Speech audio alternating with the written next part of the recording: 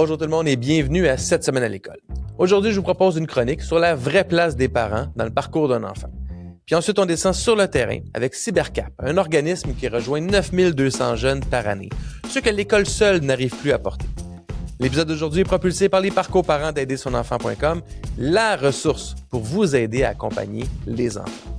Mais avant tout ça, le tour d'actualité de la semaine dans notre bulletin de nouvelles.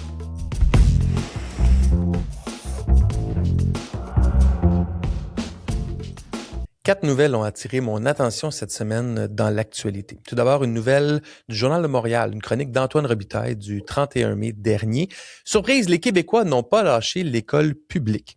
Ces deux chercheurs, Olivier Lemieux de l'Université Laval et Anne-Michèle Delob de l'Université du Québec à Rimouski, qui sont tombés par hasard sur un sondage en 1983 commandé par le Conseil supérieur de l'éducation. Ils ont demandé à Léger de reposer les mêmes questions en 2025. Résultat, 42 ans plus tard, la note globale des Québécois envers leur système scolaire, elle est restée bonne et même meilleure à certains niveaux.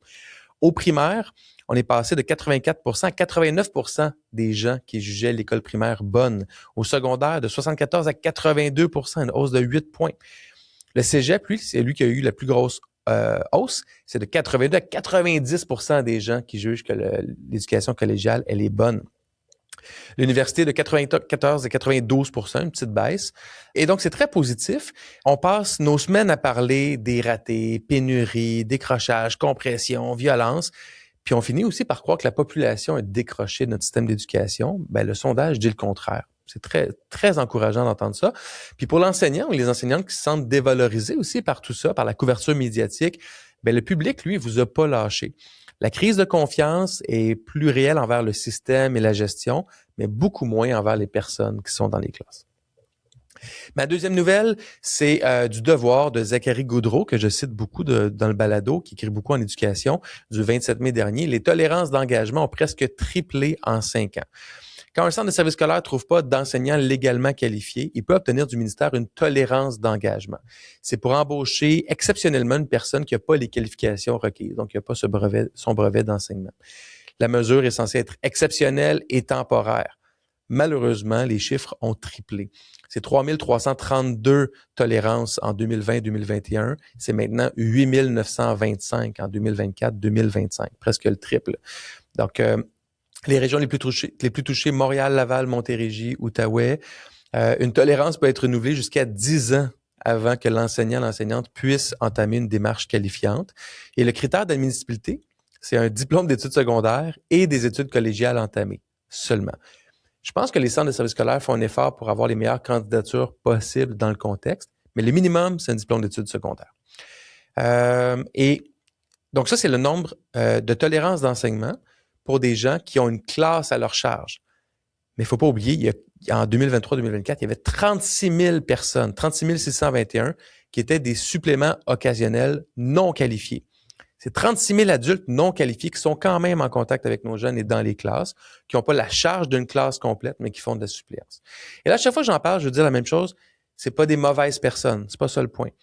Mais des gens non qualifiés, qui n'ont pas les compétences et les qualifications pour enseigner à nos jeunes, pour être dans les écoles, ben ça peut avoir un impact négatif sur le cheminement de nos enfants. Et c'est important de le garder en tête. En conclusion, le constat des experts, Geneviève Sirois de la TELUC et Bernard Wenzel de l'Université Laval, et même des syndicats, c'est qu'il y a une surreprésentation en adaptation scolaire, dans les classes d'accueil et en francisation, là où les besoins sont les plus pointus. On s'en va pas dans la bonne direction avec ça. Troisième nouvelle, l'IRIS propose un plan de relance de 3,7 milliards de dollars par année. Un article de Mélanie Marquis de la Presse du 28 mai dernier. L'Institut de recherche et d'information socio-économique, l'IRIS, publie une note de recherche avec 4 constats et 4 mesures pour environ 3,7 milliards par année. Donc, viser un professionnel pour 160 élèves au lieu de 1 pour 248 actuellement. Donc, une hausse de 55% des professionnels ou 2200 embauches. Le coût, 260 millions par année. Mieux former les futurs enseignants avec des bourses universitaires et une rémunération des stages. Coût à peu près 100 millions par année. S'attaquer à la précarité, 500 millions par année récurrent pour créer l'équivalent de 5200 postes permanents. Et finalement, 2,8 milliards par année pendant 10 ans pour améliorer le parc immobilier. C'est 53% des écoles qui ont une cote mauvais ou très mauvais état et un tiers des problèmes de climatisation, de qualité de l'air et qualité de l'eau. Je pense que tout le monde peut être d'accord avec ça. Après ça, c'est de l'argent, puis c'est de la vraie argent qui vient des impôts et des taxes, donc on peut pas dépenser comme on veut. La seule remarque que je vais faire, c'est que quand je lis cette liste-là de 4 mesures, j'ai l'impression qu'on se dit, la solution, c'est de rajouter plus d'argent à faire exactement la même chose qu'on fait maintenant. Mais moi, je pense que le problème, c'est quand même la recette. La recette ne fonctionne plus. Peut-être qu'elle a fonctionné il y a 20, 30, 40 ans, mais je pense qu'on doit changer la recette. On peut pas simplement augmenter les ingrédients en proportion puis penser que ça va aller mieux. Le monde dans lequel on évolue est différent. L'école évolue, la société évolue. Je pense que ça prend aussi un peu plus de sel, un peu plus de sucre, puis un peu moins de farine pour essayer de faire quelque chose de différent. Puis si vous écoutez le balado, il y en a plein d'orientations et d'idées qui viennent, qui sont un peu plus champ gauche, champ droit, moins dans le statu quo, parce que ça, pour moi, c'est un peu plus des mesures de statu quo que des mesures de changement de ce qu'on fait réellement en éducation. Et mon étoile de la semaine cette semaine va à 5 élèves de 4e secondaire du collège Mont-Saint-Louis. Donc, c'est les joggeuses de minuit. C'est un article du Devoir de Caroline Montpetit du 30 mai dernier. Donc, ces 5 élèves-là, Mathilde, Simone, Lia, Eva et Chloé, ont organisé une course nocturne le 30 mai dernier au parc régional de l'île de la Visitation pour défendre le droit des femmes de courir en sécurité la nuit. Le projet est né dans leur cours de culture et citoyenneté québécoise qui les invitait à créer un changement autour d'une cause qui leur tient à cœur parce que toutes les filles de la classe avaient déjà vécu une forme de harcèlement de rue. Et une étude d'Adidas de 2023 auprès de 9000 coureurs-coureuses de 9 pays ont montré que 92% des femmes sont inquiètes pour leur sécurité en courant. 51% d'entre elles craignent une agression physique contre 28% des hommes.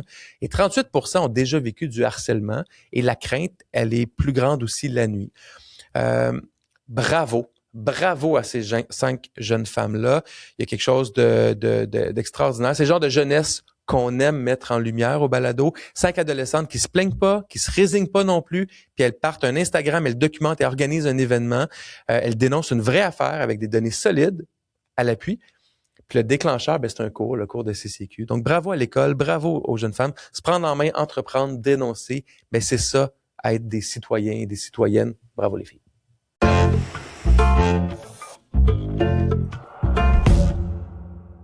Quelle est la valeur d'un parent? Oui, je sais, c'est une drôle de question. On se la pose jamais, d'ailleurs.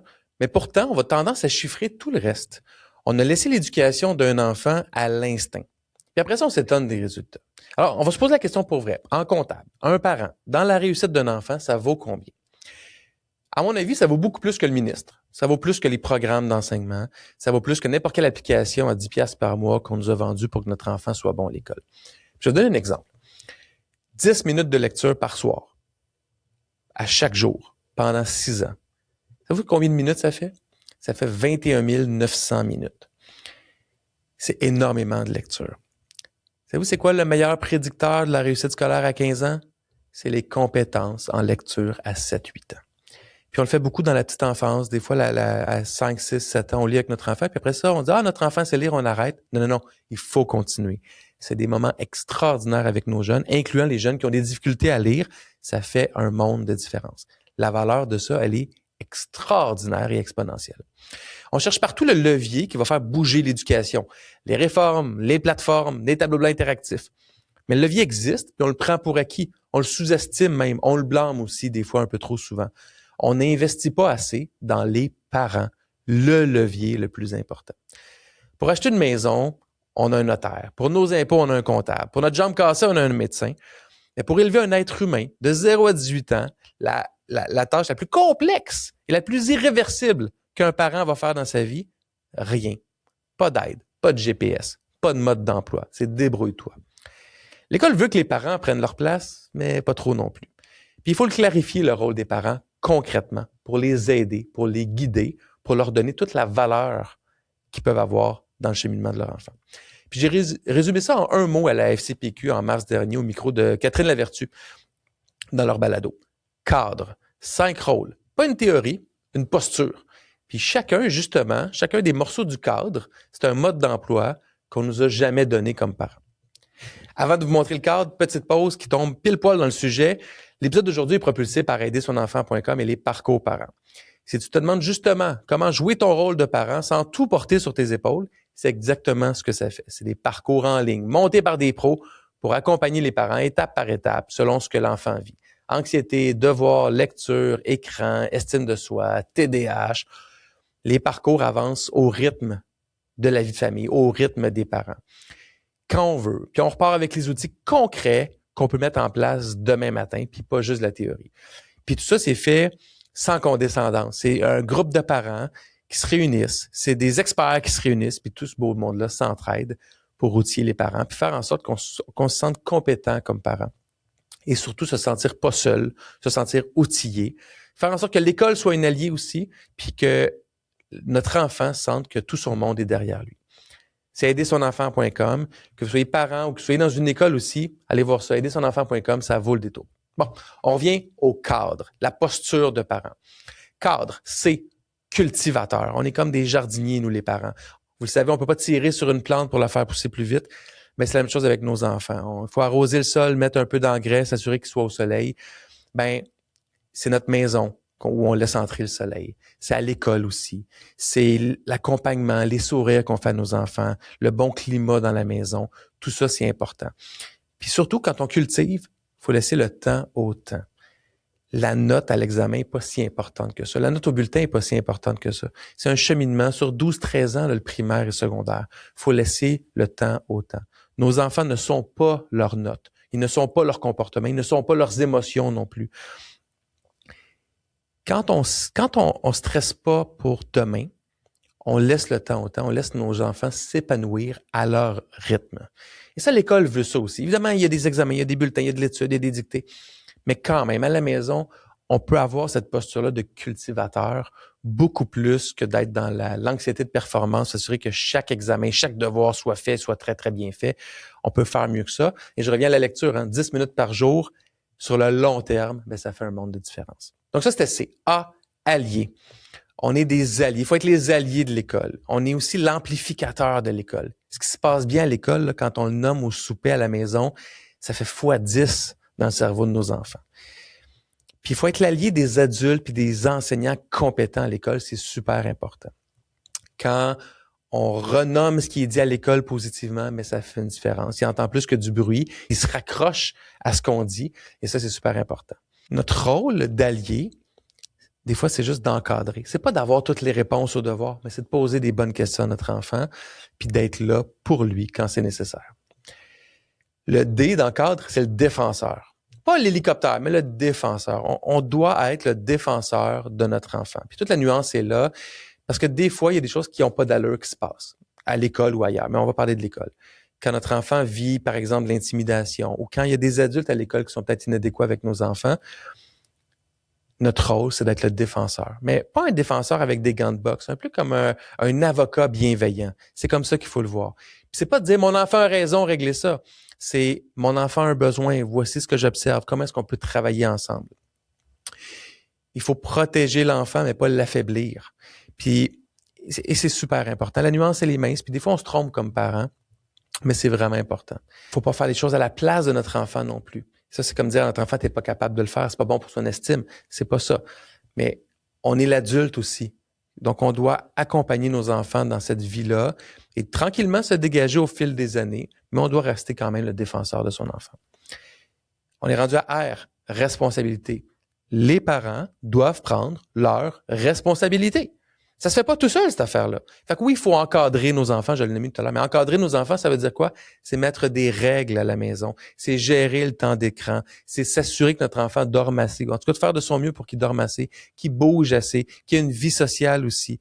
C'est de parler en famille, c'est les repas, on le sait, moi je suis d'origine italienne, les repas c'est super important, c'est un moment extraordinaire, même quand des fois il dure 12 minutes et quart, c'est un 12 minutes et quart sans téléphone où on peut discuter. Puis rapidement, vous allez voir, les enfants aiment ça. Puis si vous avez l'habitude d'avoir les téléphones à la table, faites l'effort, sortez-les de la table, posez des questions, échangez. Peut-être que pendant 2-3 repas, les gens parleront pas parce qu'ils sont pas habitués, mais vite, ils vont discuter parce que l'humain est une bébite sociale. Nos enfants aussi, ils veulent discuter, ils veulent savoir ce qui se passe dans nos vies d'adultes aussi. Et ça, c'est une façon de prendre ses responsabilités. J'ai parlé du sommeil, c'est important, le temps sans écran, c'est d'être là pour nos enfants. On va parler du temps de qualité, c'est vrai, ça prend du temps de qualité, mais ça prend juste du temps aussi. Des fois, d'être dans la même pièce, d'être dans la même voiture, d'échanger, c'est une façon de prendre ses responsabilités parentales qui fait vraiment une grande différence puis qui coûte rien. Et finalement, le dernier E de cadre, c'est l'engagement. S'engager envers l'école, s'engager dans le cheminement de notre enfant, ça peut se faire de 23 000 façons, mais c'est de participer une fois dans l'année peut-être à une activité à l'école, que ce soit d'être présent au cross-country ou de faire de la coéducation dans la classe ou de dire des fois, il y a peut-être une corvée, on va aller aider à nettoyer la cour d'école. Ça peut être d'envoyer un mot positif à un adulte à l'école que votre enfant apprécie, que vous appréciez, enseignant, direction, concierge, TES, peu importe. Cet engagement-là fait une différence. Les gens qui sont avec les enfants dans les écoles, ils l'ont pas facile à tous les jours, c'est pas facile. Donc, le rôle du parent, c'est de s'engager. Puis, si vous avez un petit peu de temps aussi, il y a les conseils d'établissement, les comités de parents, les OPP, les conseils d'administration des centres de services scolaires aussi, où c'est possible de s'impliquer. Ça peut être de s'impliquer envers d'autres parents qui ont besoin d'un coup de pouce.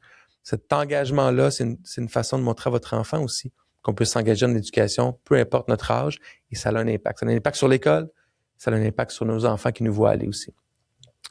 C'est aussi simple que ça. C'est ça le cadre. C'est un chemin, ça prend du temps, il faut lire avec nos enfants, il faut être l'allié de l'école, amplifier ce qui fait de bien, il faut être le défenseur de son enfant aussi comme un avocat bienveillant. Faut prendre nos responsabilités de parents, personne ne va les faire à notre place, ces responsabilités-là, puis s'engager envers l'école de petite ou de grande façon. C'est ça le cadre. Et surtout, là, c'est pas de la perfection.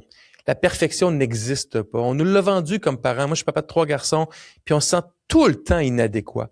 Mais savez-vous quoi? On l'est pas. La majorité d'entre nous, on est des très bons parents. On est des meilleurs parents que nos parents l'étaient avec nous très, très souvent.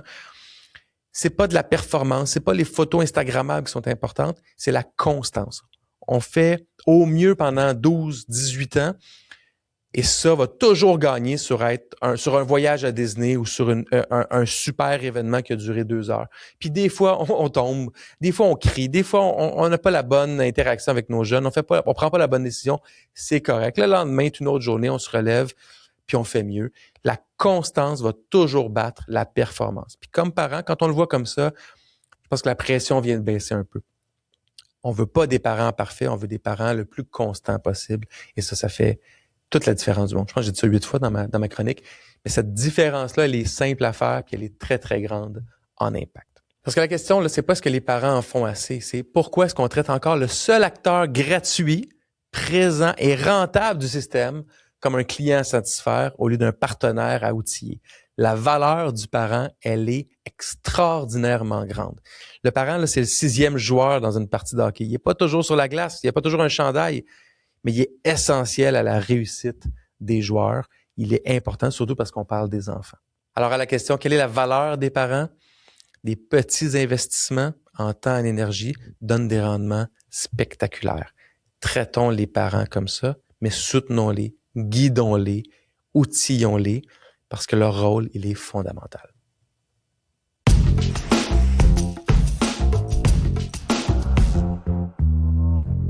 Cybercap, c'est un organisme communautaire montréalais qui existe depuis 25 ans. C'est 3 programmes, tous bâtis autour d'une même intuition, le numérique, qui peut devenir une porte d'entrée pour les jeunes que le marché du travail et que l'école ont décroché. C'est un programme d'insertion socio-professionnelle pour les 16 ans et plus qui sont très éloignés du marché.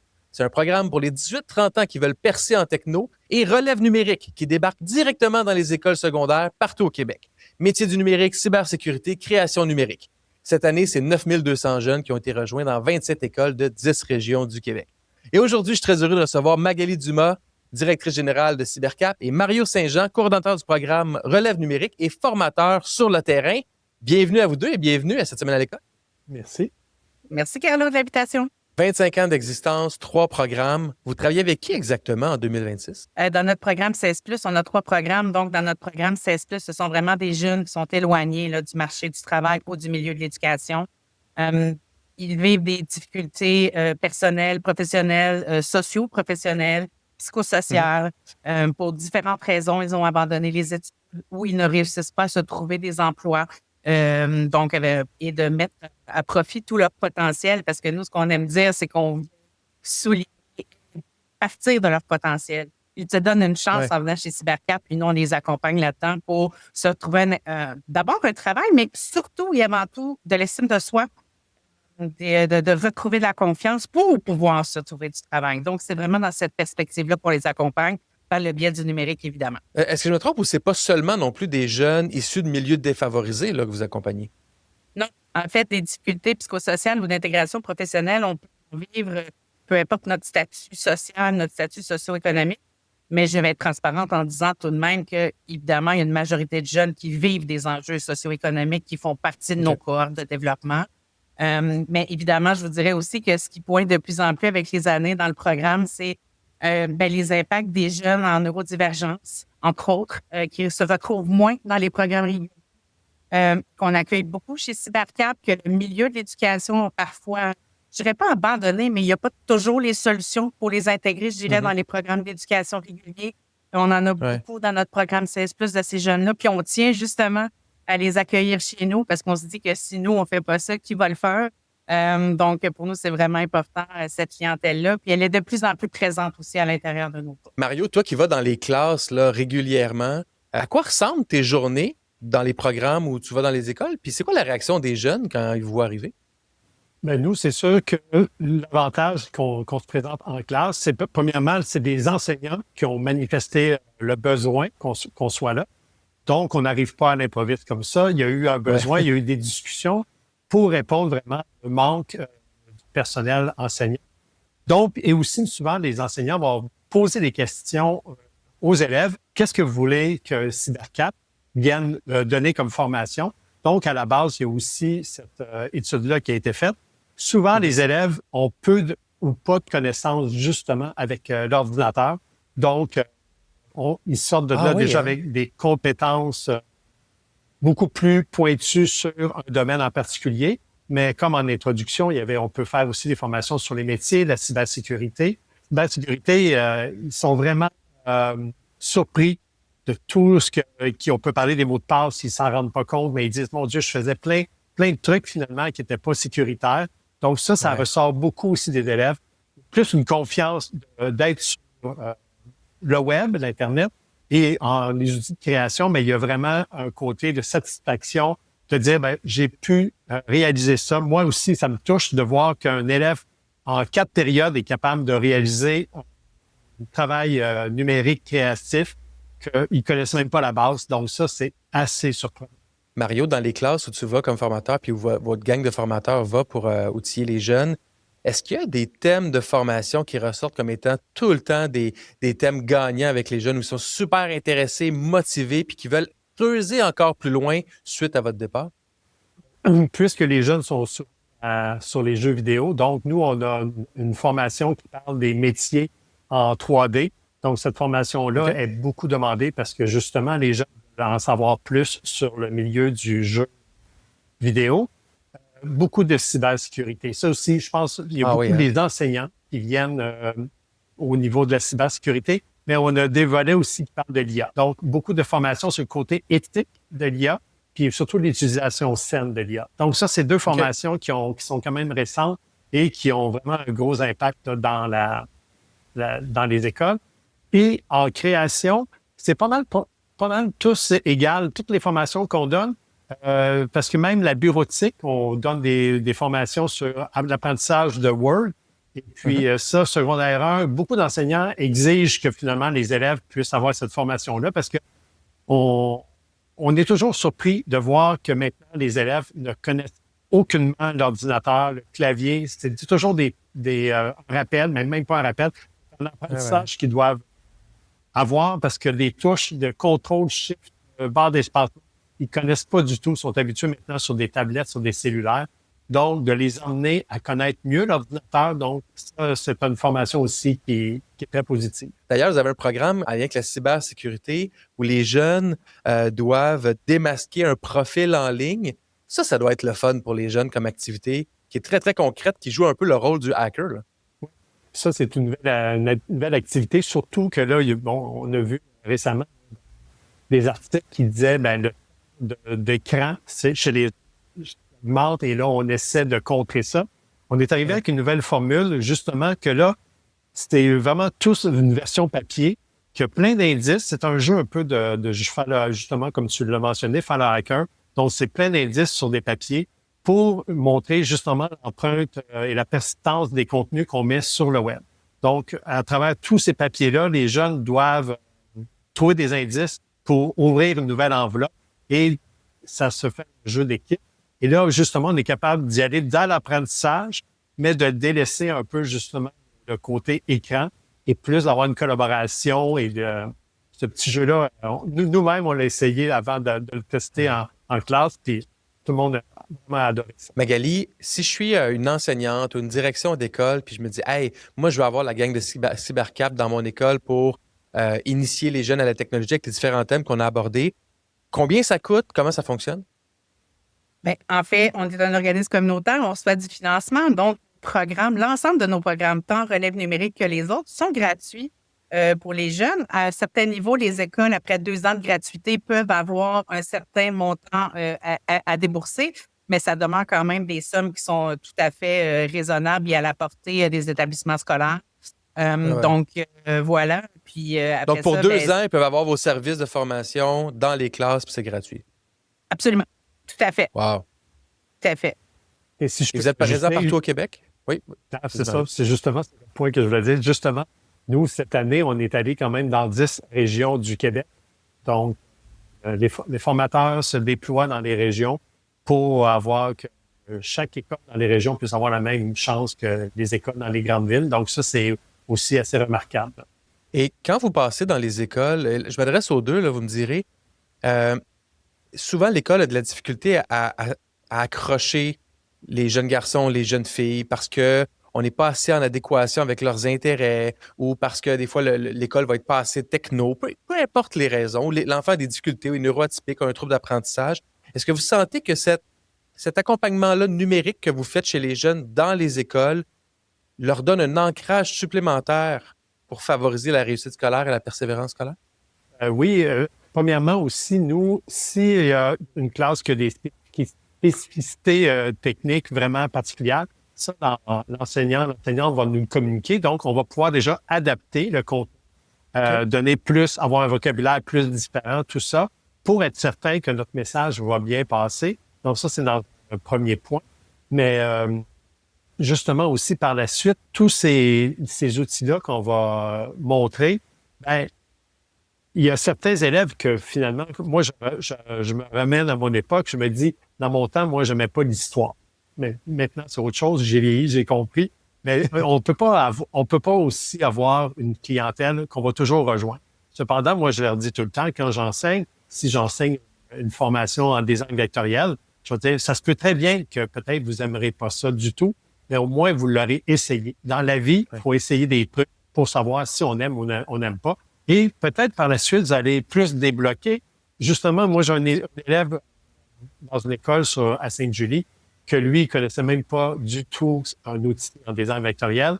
Et par la suite, dans 2 rencontres, il a travaillé longtemps chez lui, puis finalement, il m'est revenu dans ma deuxième fois que j'ai rencontré, puis il a dit, monsieur, il dit, je sais qu'est-ce que je veux faire dans la vie, je vais être un graphiste maintenant. Donc, ça nous en donne des frissons. Donc, on peut pas toujours évaluer l'impact qu'on peut avoir, mais juste sur le fait que, justement, c'est un outil qu'ils vont pouvoir apprendre, ils vont pouvoir décider si ça les rejoint ou pas. Pour ajouter à ce que Mario vient de dire, il y a ce qu'ils savent maintenant, qu'ils apprécient, puis il y a ce qu'ils vont comprendre plus tard. Parce que ce qu'on fait dans les écoles, c'est éviter la fracture numérique. C'est de s'assurer que de moins en moins de jeunes, il va y avoir des différences entre eux quand ils vont entrer dans le marché du travail, quand ils vont entrer au niveau d'études supérieures. S'assurer que les chances peuvent être les plus équitables possibles. Parce que d'un milieu de vie à l'autre, les jeunes n'ont pas non plus des parents équipés de la même manière, des enseignants qui vont être équipés de la même manière tout au long du parcours. Un envie d'écouter ou pas, mais une chose est certaine, le numérique fait partie de nos vies. Fait qu'il va falloir passer au travers de ça. Et ce qu'on vient faire, c'est de s'assurer finalement que ces jeunes-là, ils vont pas se placer en fracture. Ça le dit, la fracture numérique, c'est de se placer en fracture de la société dans laquelle on évolue. Et donc, d'éviter ça. Puis, quand la Commission sur les écrans a travaillé au Québec et qui a donné lieu au retrait du cellulaire à l'école, on le salue. Cybercap aussi le salue. Parce que c'est important de retrouver des dynamiques humaines à l'école. Mais la deuxième recommandation d'importance de cette commission-là, c'était oui de retirer les cellulaires à l'école, mais ça devait venir avec de l'apprentissage à la citoyenneté numérique. de l'éthique en intelligence artificielle. Ça devait venir avec ça. Et Cybercamp, on vient sur le terrain jouer cette autre portion-là. On pourrait l'être encore. Puis je pense qu'il y a Cybercamp, puis il y aura d'autres joueurs à y être. Mais on a une responsabilité collective. On a fait le bon mot là, de sortir les cellulaires. Maintenant, on aurait une responsabilité collective de s'assurer que dans chaque école du Québec, on enseigne ces compétences-là et qu'on fait des citoyens qui vont être avertis et qui vont être équipés pour le futur. Mario Saint-Jean, coordonnateur, et Magali Dumas, directrice générale de Cybercamp. Merci beaucoup à vous deux. Merci. Merci à vous.